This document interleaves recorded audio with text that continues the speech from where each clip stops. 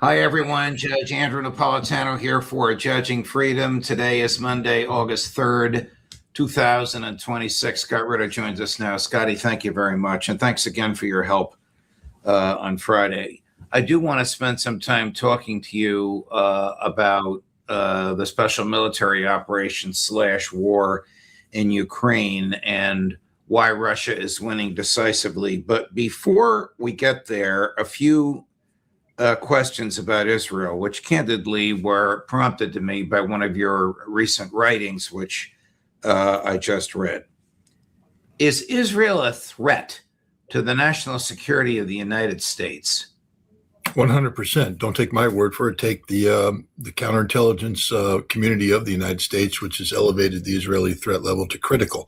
Israel is one of the largest practitioners of espionage in the United States, primarily focused on military industry, on research and development pertaining to a whole broad spectrum of topics that have military applications, but also political.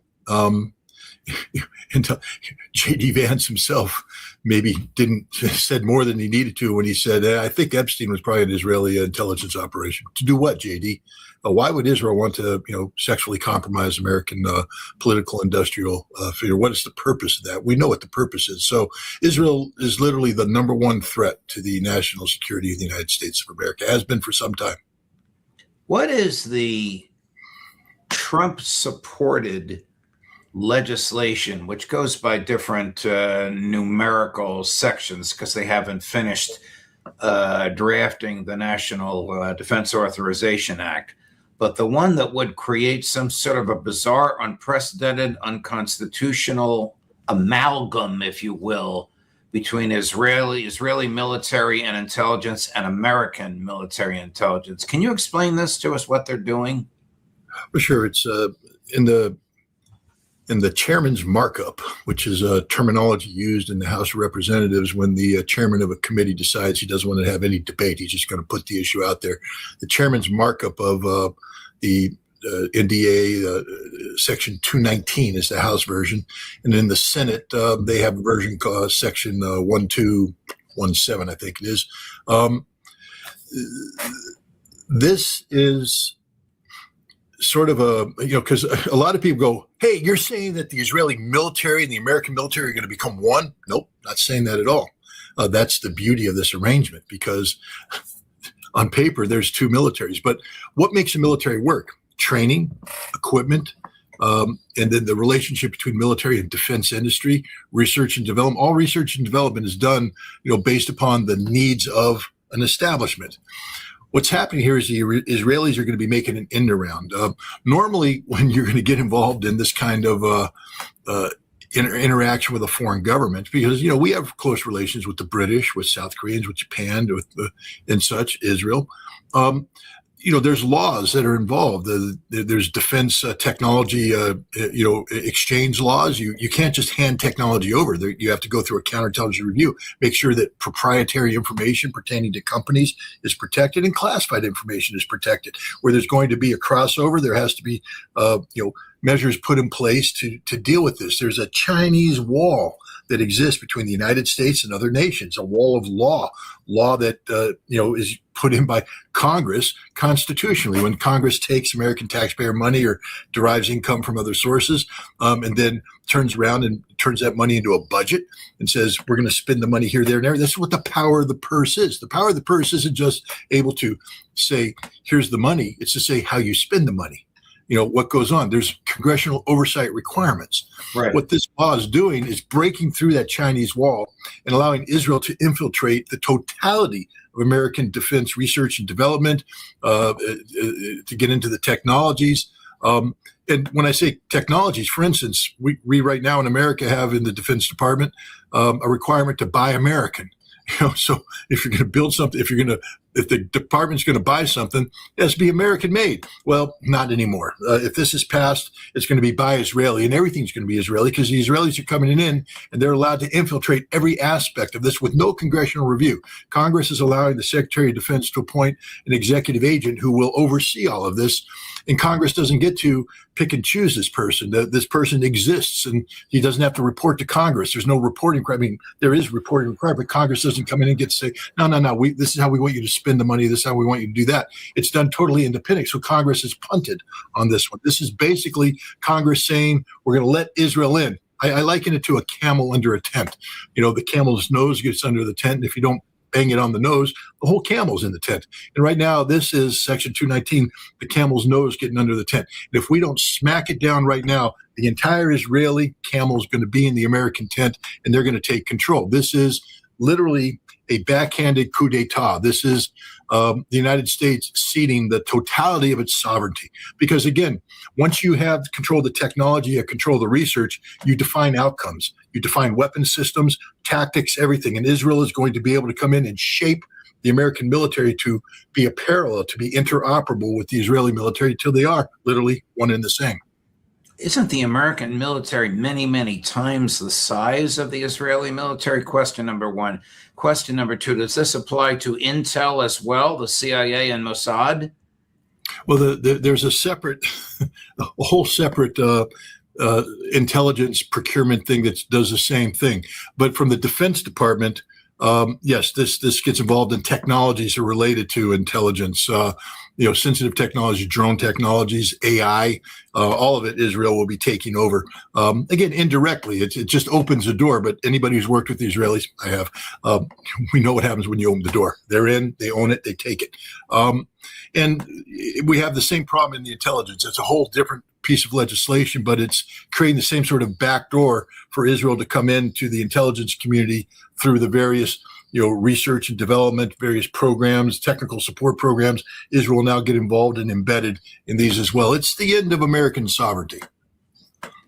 And what would be the reason why the neocons and the arch Zionists, I'm thinking of people like Senator Cotton, the late Senator Graham, Senator Cruz, Mike Huckabee, why would this crowd want this while they're claiming to be American patriots?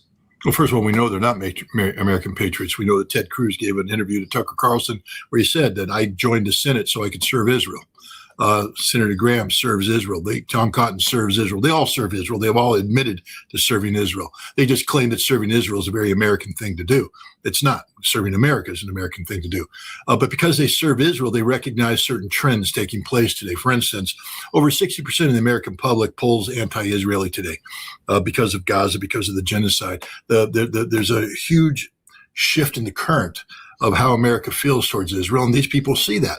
And they recognize, left to their own devices, the American people are going to demand a separation of the United States and Israel. Also within Israel, there's a recognition that the greater Israeli project is floundering. In Lebanon right now, they're getting slaughtered by Hezbollah. They're not advancing. Syria, they're not getting what they want. Iran's kicking their butt. It's becoming complicated. By basically melding the United States and Israel together the way the Section 219 does, you're ensuring long-term longevity. That basically Israel, the strategic depth of Israel is now the United States because they are one and the same. I liken it to a parasite's relationship with a host, especially the kind of parasite that lays eggs and the larvae take over the host. I've written an article about this where I liken Israel to the green wasp and America to the American cockroach. The green wasp lays eggs and the larva takes over the American cockroach, directs it, and then consumes it. And this is what's happening here. This is about preserving the legacy of Zionism, preserving the legacy of the Israeli experiment. And that's why anybody in the Congress who's supporting this understands committing literally an act of treason against the United States because they know why they're doing this. The other thing they're doing is they're paid for. Not a single one of these people does it because they wake up in the morning and go, in my heart of hearts, I support Israel. They do it because Israel bought them. Israel brags about spending $130 million to buy Congress. And this is what you get when you allow a foreign power to buy Congress. When you say to buy Congress, of course, well, I shouldn't say, of course, do you mean just to fund their elections, or do you mean other means of enriching members of Congress? Well, we can speak about the most obvious, which is, of course, AIPAC saying we're going to spend $100 million to take control of Congress. They said that in the last electoral cycle. We also know that AIPAC and other pro-Israeli groups spent $30 million to oust Thomas Massie from the United States Congress. But there's other ways as well. I mean, for instance, this whole defense industry, Ray McGovern's called it Mickey Matt, the military-industrial complex and its relationship with Congress. That's another way by enriching. Every one of these members of Congress is, maybe some exceptions, but the vast majority of them go in making $56,000, come out millionaires because they get insider stock options on defense industry because they get to make the decisions about which contracts to let, et cetera. Israel plays a role. Now Israel is going to be taking over defense industry, and therefore that's going to enrich people even more. The Israelis enrich them through speaking contracts, through other deals, real estate deals. If you break this down, and again, you're not allowed to do this in the United States. For instance, you're not allowed to ask the question, why is American mainstream media controlled by Jewish people who are linked to AIPAC? It's very rare to find the outlier, the Jewish American who's in Hollywood who says, "No, I don't support Israel." No, they're rare. They exist, but they're rare. The vast majority support Israel and are active supporters of AIPAC and other pro-Israeli groups. They have hijacked the totality of the information spectrum here in America, which means they look at real estate. Look at New York City real estate. You want to make money in New York City? Find me a non-American Jewish realtor that does big business. You can't. I mean, of course you can, but I'm just saying that the vast majority, for a minor segment of the population, the amount of leverage they have over the American way of life is mind-boggling. And this is how you buy Congress, because it's not just about the direct money you infuse into their campaign. It's about the totality of the picture. When Benjamin Netanyahu was here last week, ostensibly to attend the funeral for the late Senator Lindsey Graham, he did, of course, meet with President Trump at the White House. That sort of public thing where they try and make people laugh in the Oval Office, but a private meeting as well. Nobody from the U.S. government met him at the airport when he arrived. Nobody from the U.S. government was at the airport, Dulles Airport, when he left. He told Fox News that night that he had the best conversation with Donald Trump he's ever had. The White House issued no statements. The president made no comment. And Haaretz said Bibi came home empty-handed. What do you think happened? Well, this president only likes to hang out with winners.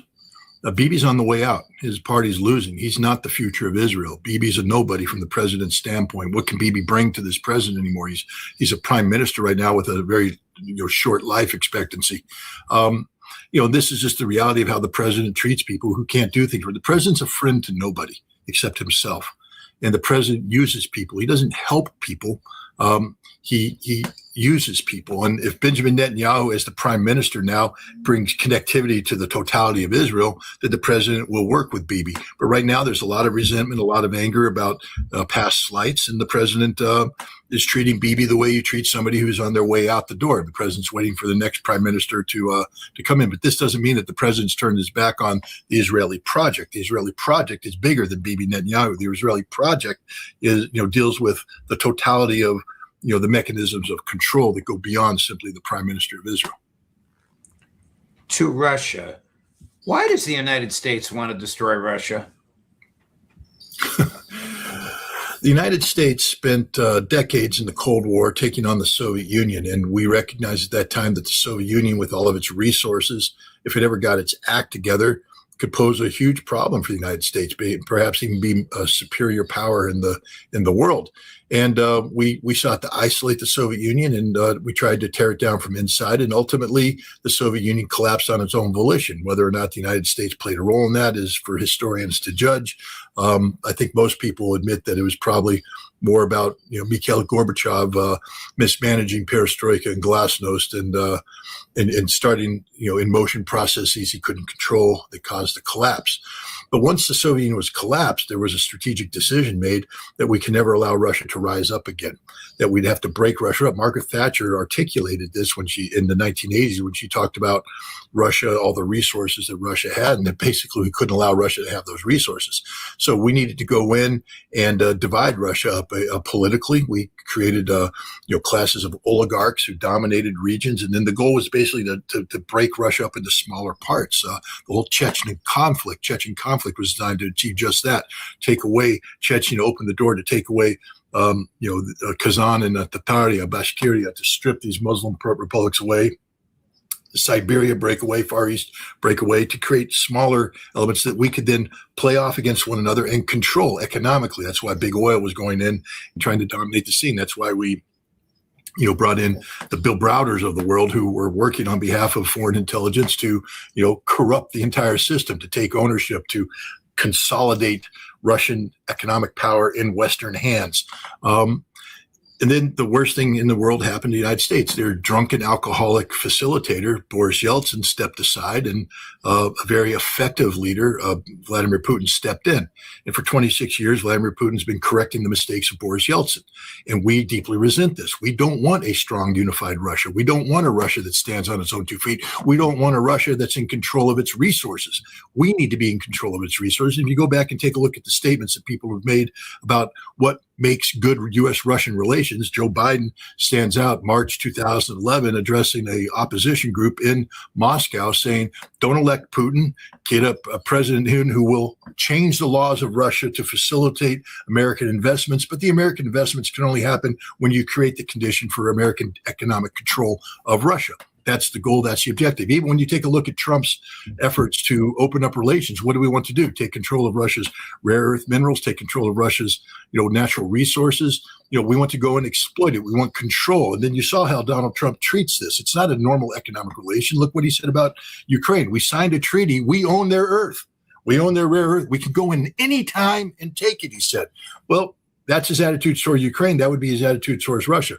We view Russia as an existential threat because Russia, if it ever gets its act together, has more resources in the United States over a greater territorial expanse, is geopolitically positioned to, have interior lines of communications on the most strategic parts of the world, Europe and Asia. When we have to go across oceans, the oceans used to be our friends. The oceans are becoming our enemy. Wow. How close to collapse is the Kyiv regime? How close to collapse is its military? I know I've been asking you that for a couple of years. Yeah. Look, what I've said all along is the absolute truth. The Russians are waging a broad spectrum war of attrition that goes beyond the battlefield. You're dealing with economic attrition, political attrition. The goal of Russia is to get Ukraine to collapse from within. Defeating the military on the battlefield is just one aspect of it. You need to defeat the politicians. You need to collapse their political viability. You need society to recognize this. So you need economic collapse, societal collapse, political collapse, and military collapse. And the goal is to get them all happening about the same time. I honestly believe that this would happen. It could have happened 2 years ago. It would have happened 2 years ago if Russia was doing 2 years ago what they're doing today. But that's been one of the frustrating things, is that Russia has sort of held back and has been looking for other outcomes. And I think the reason for that is that Vladimir Putin has a better understanding about the economic realities of Russia and the global geopolitical posturing that Russia is doing diplomatically, and that you can't succeed transforming Russia into an area where people want to invest and an area where people are comfortable with diplomatic relations if you're waging a war of destruction on the part of Ukraine. The opportunity had to arise where Vladimir Putin could transition into this new campaign seamlessly. So people would say, well, you had no other choice. And here, literally, it's not just the global community, but the Russian population are saying the president had no other choice. He had no choice but to do this. So what else are you supposed to do when Zelensky declares a 40-day drone war that starts blowing up, refineries and wild berries and sending drones into beaches, murdering children, murdering civilians, murdering children. I mean, at that point in time, the frustration level is such that Putin now has the gloves off, and he's doing things that 2 years ago would have gotten him condemned in the world. Shutting down Odessa means shutting down Ukraine's ability to export grain to the world. It means destroying the Ukrainian economy. No one in the world is raising a peep right now because they know that Ukraine caused this. Ukraine behaved irresponsibly. Ukraine has created the conditions for the Russian counterstroke. So right now what you see is everything that I've been saying is happening on an accelerated basis. I've been watching it happen in slow motion, expecting that you'll get a confluence of events to come in and collapse.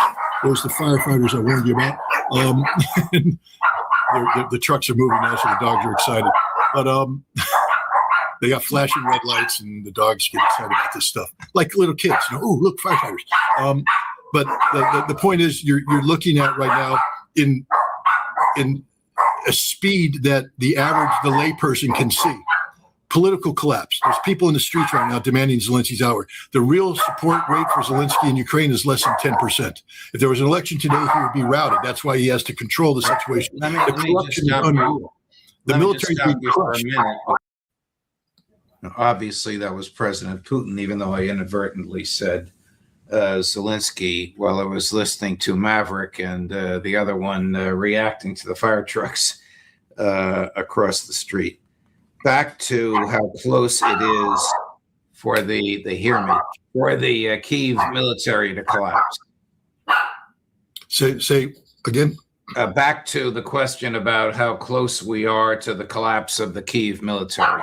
Well, it's curious when you listen to the speech that Putin made back then. He said an interesting thing. Of course, the combined military potential of NATO and Russia are incomparable. He said that was in 2022. Today, it's totally different. There is no military potential in NATO. They've gutted themselves. There's nothing there. They really can't do anything. Russia, on the other hand, has fixed almost all of its problems, has the most combat-hardened, combat-experienced military in the world, position with a fully functioning defense industry that's pumping out weapons like you've never seen. NATO can't even begin to match this. So the situation is far different today in terms of, the risk gain analysis that's done. Back then, Russia's like, if we push too hard, of course, we could drag NATO into this conflict, and we don't want to do that. Today, Russia's like, NATO what? No, you don't exist. The Germans got nothing. The French got nothing. The Poles got nothing. The British got nothing. America's got nothing. Nobody has anything. Even collectively, they've got nothing, a big zero. So Russia now feels that they can be more aggressive on the battlefield, which they are being. And it's not just on the battle on the front line, but they're taking the fight to the totality. Russia has achieved, again, something that 2 years ago they could have achieved, which is the elimination of Ukraine's air defense. It's not a hard thing. They already had the situation beat. They knew they could flood the zone, they could exhaust and they could cut off the supplies, but they didn't do it. Now Russia has done it. I think that Russia fired, 56 missiles into Kyiv last night. One Patriot rose up in response. That's it. That's probably the last Patriot. There's nothing left in Ukraine. Nothing. So Ukraine is wide open. Russia's now rolling back the totality of Ukraine's industrial capacity. They're eliminating gas stations. They've blown up 400, two of which are never going to come back. Right now, you can't get gas near the front line. Remember all the Ukrainians bragging? And our good friend Gilbert Doctor, there's no gas in the Crimea. Well, there is gas in Crimea, Gilbert. The Russians have solved that problem. You know where there's no gas? Kherson, Zaporizhia, Dnipropetrovsk, Sumy, Kharkiv. That rolling backwards. It's the Ukrainians that don't have any gas. It's the Ukrainians that have zero industrial capacity because Russia's blowing up the factories with things that go boom. You remember that refining shortage that Russia was having? Well, the last results coming out of Bloomberg is Russia's not only fixed everything, they're producing more refined petroleum product now than they have for years. So the concept that Ukraine has done something to Russia is absurd in the extreme. The Russians are dominating across the board, and the Ukrainians have nothing left. They are dying in droves. They have no defense industry. The drone gamble has failed. Yes, they can take a drone and throw it into a beach in South Russia and kill children. Yay, Ukraine. I'm really impressed. Murdering children. That's how you win a war. But they can't do anything of note against the Russian military, which is advancing. They're 4 kilometers away from Slavyansk and Kramatorsk. And when they take those two cities, that's it. The Donbass is theirs, and they're not going to stop there. So we are seeing things unfold in real time right now. And for the first time, we can watch as all of the collapse is taking place. This winter, there will be no heat in Ukraine. The president is all but Zelensky's acknowledged it. I haven't solved this problem. There is no solution. No heat, no gas, no water, no nothing. Ukraine dies this winter while their military dies right now. I think we're looking at the confluence of events where you can see the total collapse of Ukraine in the very near future. Do we know where Trump is on all this, no matter what influencers whisper into his ears? I think right now Trump is so hyper-focused on Iran. That's got all of his attention because he's losing in Iran. It's this is a huge embarrassment to the United States of America. The ostensibly the biggest, baddest military in the world got their butts handed to them by the Iranians. We're not achieving any of our objectives, and he's singularly focused on this. There's nothing he can do about Ukraine right now, and the other thing is, even if he wanted to, the door's shut. Lavrov shut the door. Lavrov said, "We're done. We're done with the false notion that the United States is a relevant player here. The United States lies to us. We don't trust anybody. The door is closed. We're on our way." And I think Putin has made similar, he hinted at the similar outcome when he stood before the Duma and got permission, basically got a blank check from the Duma to be more bold. He said, not yet. I'm going to hold on. But he now has the blank check written. He doesn't have to worry about politically going back. He can go bold anytime he wants to, and he's waiting for the right moment to go bold, to bring about the total collapse of Ukraine. Trump's got nothing in response. What Jared Kushner and Steve Witkoff, who are the laughing stock of the whole world right now, he's sending Kash Patel over in October. This might be a desperate gambit, but what's Kash Patel going to bring? Well, wait a minute. Why would he be sending the director of the FBI to Moscow? I don't know, but it's Kash Patel's going. So, who knows? Yeah. Scotty, thank you very much. Thanks for letting me go across the board here. You're passionate as always, my dear friend.